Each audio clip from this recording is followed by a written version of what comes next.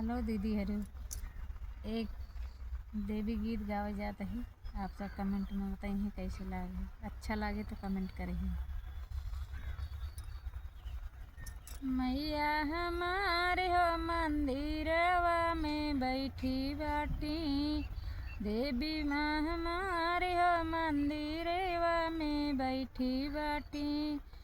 मैया हमारी हो मंदिरवा में बैठी बाटी। ओई मोरी मैया के छोटे छोटे हाथवा, ओही मोरी मैया के छोटे छोटे हाथवा। ओही छोटे हाथवा से, ओही छोटे हाथवा से दिए सब कदानिया मंदिरवा में बैठी बाटी। मैया हमारी हो मंदिरवा में बैठी बाटी।